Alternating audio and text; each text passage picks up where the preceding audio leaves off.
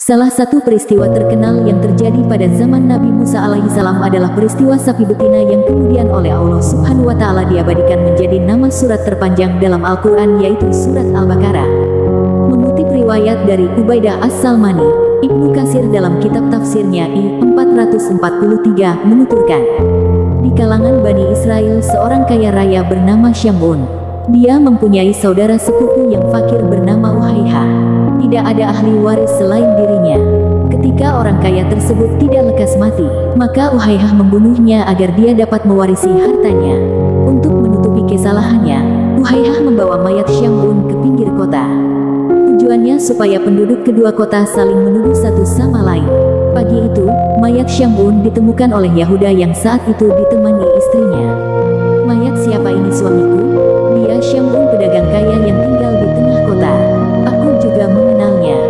Mereka pun segera memberitahukan kematian Syam'un kepada keponakannya Uhayha. Agar tidak dicurigai, Uhayha menampakkan rasa terkejut dan meratap keras. Uhayha menuduh penduduk kota sebelah yang melakukan.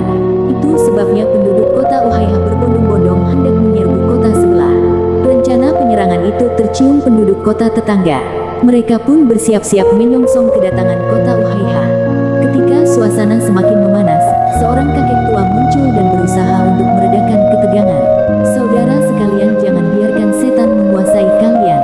Kalian telah termakan fitnah atas kematian saudagar renteng ini. Aku yakin kalian semua membencinya karena dia adalah orang terkaya yang sukses menggunakan uang, katanya.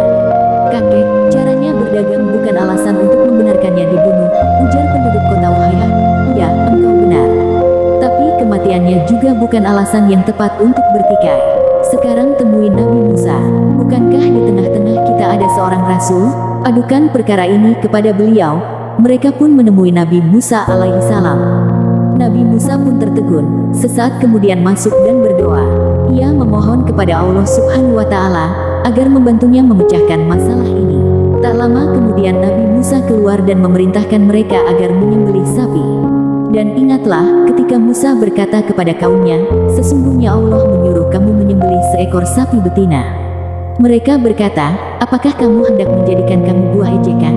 Musa menjawab, aku berlindung kepada Allah agar tidak menjadi salah seorang dari orang-orang yang jahil. Quran Surat Al-Baqarah ayat 67. Ketika orang-orang mengetahui bahwa menyembelih sapi merupakan rencana dari Allah Subhanahu wa Ta'ala, maka mereka menanyakan ciri-ciri sapi tersebut kepada Nabi Musa alaihissalam. Ternyata di balik hal tersebut ada hikmah besar, yaitu bahwa di kalangan Bani Israel terdapat orang saleh. Dia punya anak laki-laki yang masih kecil. Dia juga memiliki anak sapi betina. Dia membawa anak sapi tersebut ke dalam hutan dan berkata, ya Allah, saya menitipkan anak sapi ini kepadamu untuk anakku kelak jika dia dewasa. Setelah orang saleh ini meninggal dunia, sehingga anak sapi ini masih di hutan sampai bertahun-tahun. Anak sapi itu berlari setiap kali dilihat oleh orang. Ketika anak orang saleh tadi telah dewasa, dia menjadi anak yang berbakti kepada kedua orang tuanya. Tiap pagi dia mencari kayu bakar yang ditaruh di punggungnya, lalu datang ke pasar untuk menjual kayunya itu. Kemudian dia menyedekahkan sepertiga dari hasil menjual kayu itu, memakan sepertiganya, dan sepertiganya lagi diberikan kepada sang ibu.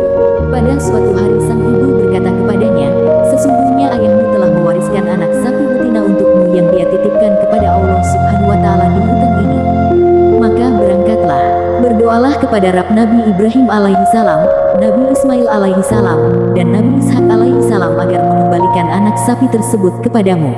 Ciri-cirinya, jika engkau melihatnya, kamu membayangkan seakan-akan sinar matahari memancar dari kulitnya. Dia diberi nama Al-Muzahabah karena keindahan dan kejernihannya. Kemudian anak tersebut memasuki hutan, lalu dia melihat anak sapi sedang merumput. Lantas dia memanggilnya dengan mengatakan, saya bermaksud kepadamu dengan menyebut nama Rabb Nabi Ibrahim, Nabi Ismail alaihissalam, dan Nabi Ishak alaihissalam. Spontan sapi itu menengok ke arahnya dan berjalan mendekatinya. Dia lalu memegang lehernya dan menuntunnya.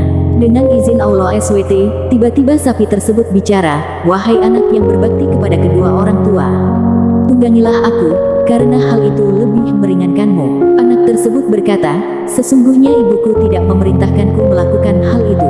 Akan tetapi, beliau berkata, peganglah lehernya. Sapi itu berkata, demi Rabb Bani Israel,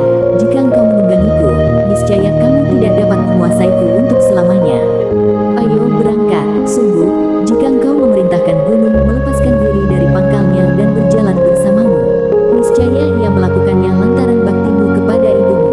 Lantas pemuda tersebut berjalan bersama sapi menemui ibunya. Sang ibu berkata kepadanya, sesungguhnya engkau orang fakir. Engkau tidak memiliki harta.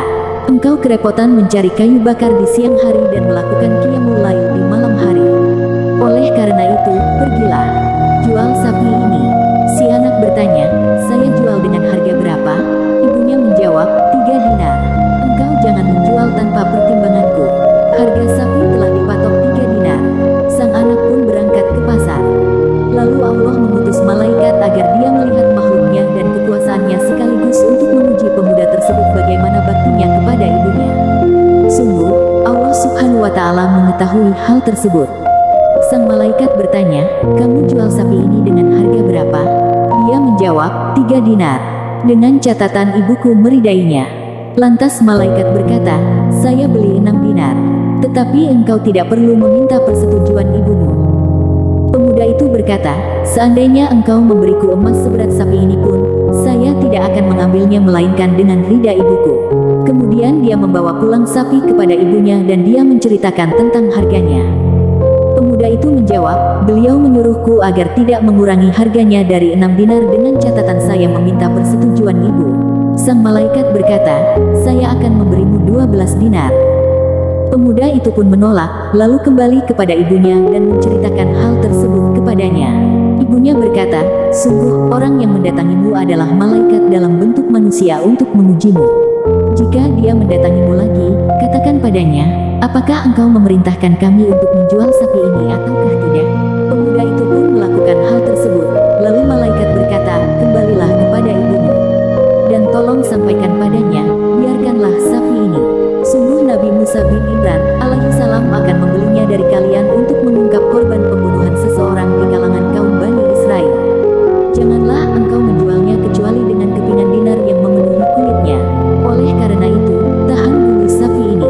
Allah Subhanahu wa Ta'ala memang menakdirkan orang-orang Bani Israel yang menyembelih sapi itu. Mereka terus-menerus menanyakan ciri-ciri sapi tersebut dan ternyata ciri-ciri yang diberikan sesuai dengan ciri-ciri sapi pemuda saleh tersebut. Hal ini merupakan imbalan bagi pemuda tersebut atas baktinya kepada sang ibu sebagai anugerah dan kasih sayang. Akhirnya mereka pun membeli sapi tersebut dengan emas sepenuh kulit sapi. Lantas mereka menyembelih sapi tersebut kemudian memukulkan bagian dari sapi kepada korban pembunuhan sebagaimana perintah Allah Subhanahu wa Ta'ala. Selanjutnya orang yang terbunuh bangkit, hidup lagi dengan izin Allah. Sedang urat lehernya masih mengalirkan darah. Lalu dia berkata, yang membunuh saya adalah Huhaihah. Kemudian dia jatuh dan mati di tempatnya. Maka, Huhaihah terhalang mendapat warisan. Ringkasan kisah di atas diambil dari kisah Bani Israel. Disebutkan oleh Ibnu Katsir dalam tafsirnya Tafsir Al-Quran Al-Azim, nomor 1 ayat 440-445 dan Al-Bidayah wa An-Nihayah, nomor 2 ayat 165-168.